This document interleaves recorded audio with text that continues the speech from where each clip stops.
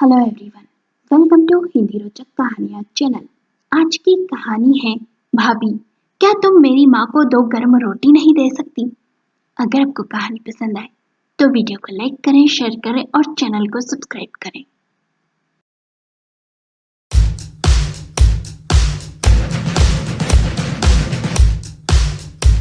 रूपा के घर में रहती है उसकी 70 वर्षीय सास वृंदा। रूपा का 6 साल का बेटा कुश और रूपा का पति भावेश। वृंदा की अब उम्र हो गई थी, जिस कारण वो सिर्फ अपने खुद के काम बड़ी मुश्किल से कर पाती थी। घर में बर्तन, झाड़ू, पोछे के लिए काम वाली आती थी। वृंदा के पति एक छोटे से कस्बे के सरकारी स्कूल में अध्यापक थे।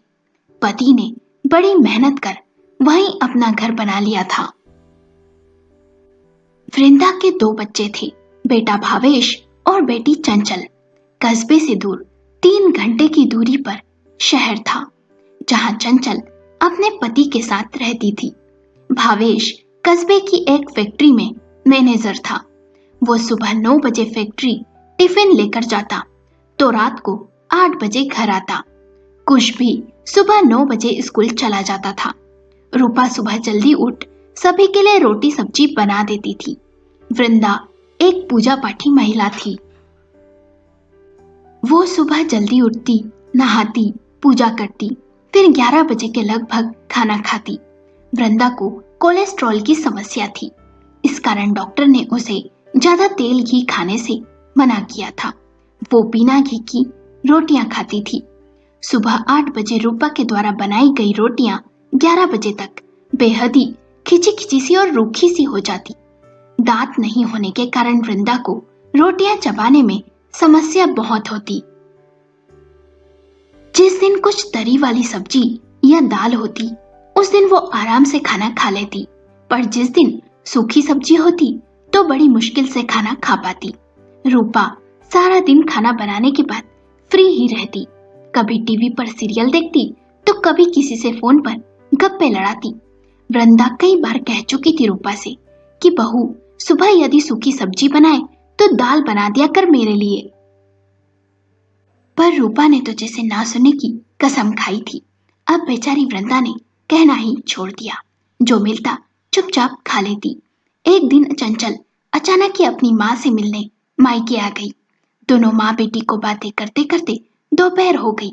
वृंदा ने चंचल को कहा, चल खाना खा लेते हैं। चंचल ने कहा, अरे नहीं माँ, मुझे भूख नहीं है। मैंने बस जब रुकी थी ना तो होटल में नाश्ता कर लिया था। ऐसा करो, तुम खा लो। इस तरह समय बीता। एक दिन अचानक से रूपा के दांत में दर्द होने लगा, जिस कारण रूपा सारी रात सो न सकी।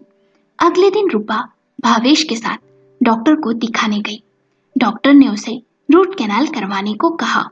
रूपा ने भावेश से कहा, यह डॉक्टर इतना अच्छा नहीं है। मेरी सहेली ने इससे रूट कैनाल करवाया। इसने रुपया भी अच्छा खासा लिया और इलाज भी अच्छा नहीं किया। क्यों न कल शहर चलकर वहां के डॉक्टर को दिखा दे। मैं पेन किलर लेकर आज का दिन निकाल लूंगी। भावेश ने कहा, ठीक है। अगले दिन वृंदा को और कुश को भावेश ने अपने घर से कुछ दूरी पर रहने वाली वृंदा की मौसेरी बहन के यहाँ छोड़ दिया और दोनों पति पत्नी शहर चले गए। डॉक्टर को दिखाया और उसने भी रूट कैनाल करने की सलाह दी। अगले दिन का अपॉइंटमेंट ले दोनों पति पत्नी चंचल के घर जाने के लिए निकल गए। रास्ते में पैदल चलते समय अचानक से रूपा का पैर मुड़ गया और उसे मोच आ गई, जिस कारण चलने में तकलीफ हो रही थी। चंचल अपने भाई भाभी को देख बहुत खुश हुई। सबने साथ बैठ खाना खाया। मोच के कारण रूपा के पैर में सूजन भी आ गई थी। रूपा ने अच्छे से मसाज कर ली और सिकाई भी। कुछ देर बाद भावेश को फैक्ट्री से जरूरी फोन आ गया और फोन रखने के बाद उसने रूपा से कहा, मालिक का फोन था, कल कुछ क्लाइंट आने वाले हैं तो मुझे कल फैक्ट्री जाना ही पड़ेगा। मैं सोच रहा हूँ अभी ही घर के लिए निकल जाता हूँ। ऐसा करो, तुम कल चंचल के साथ अस्पताल चली जाना और हाँ, अपना पैर भी वहीं अस्पताल में जो हड्डी के डॉक्टर बैठते हैं उन्हें दिखा देना। रूपा ने कहा, ठीक है। भावेश अपने घर जाने के लिए निकल गया। शाम को रूपा के दांत में थोड़ा दर्द होने लगा, ऊपर से पैर भी दर्द कर रहा था। सूजन भी आ गई थी। चंचल ने रूपा को आराम करने को कहा और शाम का खाना बनाने रसोई में चली गई। चंचल ने भिंडी की सब्जी और रोटी बना दी। रूपा को दांत में दर्द होने के कारण बड़ी मुश्किल से उसने ये सूखा सा खाना खाया। मन ही मन सोचने लगी, चंचल जानती है मेरे दांत में दर्द है तो कोई तरी वाली गीली सब्जी बना देती, पर उसने चंचल से कुछ नहीं कहा। अगले दिन चंचल ने खाना बनाया, घर का काम निपटाया। नाश्ता कर दोनों ननद भाभी 11 बजे अस्पताल पहुंच गई। रूपा ने रूट कैनाल करवाया। एक दिन बाद रूपा को फिर डॉक्टर ने अस्पताल आने को कहा और डॉक्टर ने रूपा को नर्म भोजन करने की सलाह भी दी। उसके बाद वे पैर के डॉक्टर को दिखाने गए। डॉक्टर ने बताया कि रूपा को गहरी चोट आई है, साथ ही साथ आराम करने और सिकाई करने की सलाह दे दवाइयां लिख दी और कहा 2 दिन बाद यदि आराम नहीं मिला तो पट्टा चढ़ाना पड़ेगा। वे दोनों घर आ गए। घर आने के कुछ देर बाद दोनों खाना खाने लगी। चंचल ने थाली परोसी तो रूपा ने देखा आज भी खाने में टिंडोरी की सूखी सी सब्जी और रोटी है। रूपा खाना खाने लगी तो उसे चबाने में बड़ी तकलीफ हो रही थी। 2 कोल खाने के बाद रूपा ने चंचल से कहा, आपको पता है ना मेरे दांत में दर्द है तो ये सूखी सी सब्जी क्यों बना ली? कोई तरी वाली सब्जी बना नहीं सकती थी? मुझसे खाया नहीं जा रहा। 2 दिनों से आप ऐसा ही कर रही हैं, इस कारण मैं पेट भर खाना भी नहीं खा पा रही हूँ। चंचल ने कहा, भाभी ये घर मेरा है, मुझे क्या बनाना है और क्या नहीं वो मेरी इच्छा। आपको नहीं खाते बन रहा तो मैं दूध गर्म कर देती हूँ, उससे रोटी खा लो। रूपा ने कहा, मुझे दूध पसंद नहीं है, मैं उससे रोटी नहीं खा सकती। चंचल ने कहा, मैं आपके लिए दिन भर रसोई में नहीं बैठूंगी, इसलिए जो बना है वो खा लो। रूपा हैरान थी कि चंचल ऐसा व्यवहार क्यों कर रही है। रूपा पैर में लगी चोट के कारण रसोई में जाकर कुछ बना नहीं सकती थी, इसलिए चुपचाप खाना खाने लगी। 2 निवाले खाने के बाद रूपा को महसूस हुआ कि उसके दांत में से खून आ गया है। चंचल खाना खाकर रसोई साफ करने चली गई। रूपा एक निवाला खाती और पानी पीती जिससे रोटी थोड़ी नरम हो जाए। शाम को भी चंचल ने ऐसा ही रूखा सूखा सा खाना बनाया। रूपा से फिर खाते नहीं बना। रूपा का पेट भर खाना भी जरूरी था, उसे दवाइयां भी लेनी थी। खाना नहीं खाने पर उसे एसिडिटी होने लगती। जैसे तैसे पानी के साथ उसने फिर शाम को भी रोटी निगल ली।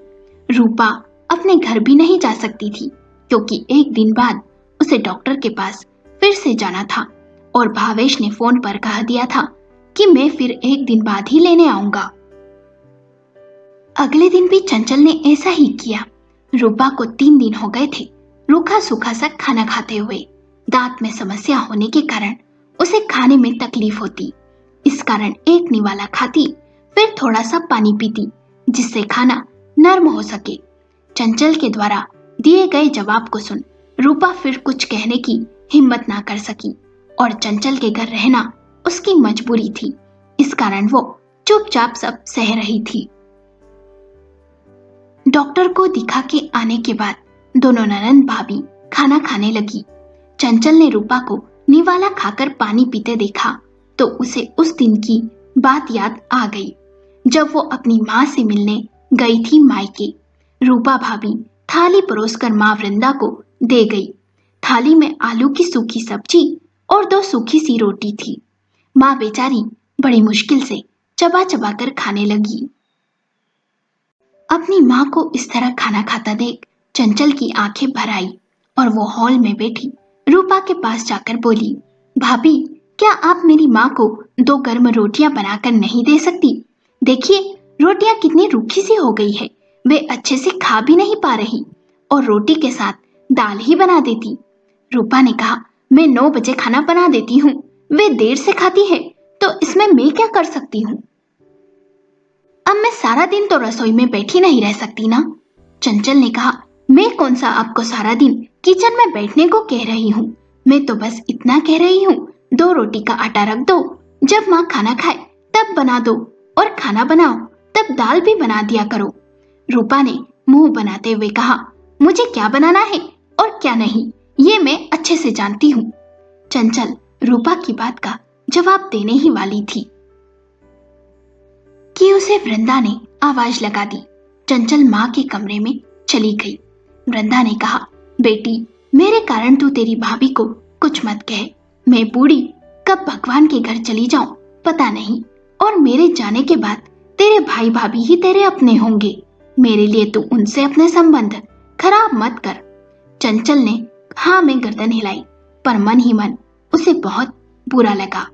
चंचल अपनी सोच से बाहर आई। रूपा को पानी के साथ रोटी निगलते हुए देख धीरे से बोली, भाभी, अब आपको समझ आ गया होगा मेरी माँ को कितना कष्ट होता होगा। आप सिर्फ 3 दिनों में ऐसा खाना खाकर परेशान हो गई, तो मेरी माँ तो न जाने कब से ऐसा ही खाना खा रही होगी। जानती हैं, उस दिन मैंने भी माँ को ऐसा ही करते देखा था। वो एक निवाला खाती, फिर थोड़ा पानी पीती, जिससे रोटी नरम हो जाए और वो खा सके। उस दिन माँ को ऐसा करते देख मेरी आंखें भर आई थी। मैं बस आपको उस दिन यही समझाना चाहती थी कि 2 रोटी गर्म बनाने में कोई वक्त नहीं लगता। मैं आपको इस हालत में परेशान नहीं करना चाहती थी, पर क्या करूं, मुझे आपको सबक देने के लिए ये समय उचित लगा। मेरा बस इतना कहना है, जब माँ खाना खाए उसे 2 गर्म रोटी दे दो और उसके लिए कोई तरी वाली सब्जी या दाल बना दो। पर आप उस दिन मेरी बात को नहीं समझी। उम्मीद करती हूँ आपको अब मेरी बात समझ आ गई होगी। रूपा की आंखें शर्म से झुक गई थी। रूपा ने कुछ नहीं कहा।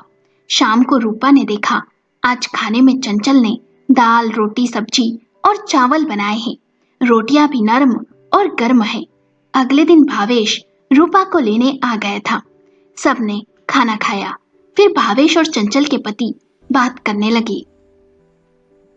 चंचल ने अपनी माँ और कुश के लिए लड्डू बनाए थे, वो पैक करने लगी। तब रूपा ने चंचल से कहा, मुझे माफ कर दो, मैंने माँ जी के कष्ट को नहीं समझा, पर जब खुद पर बीती तो समझ आया।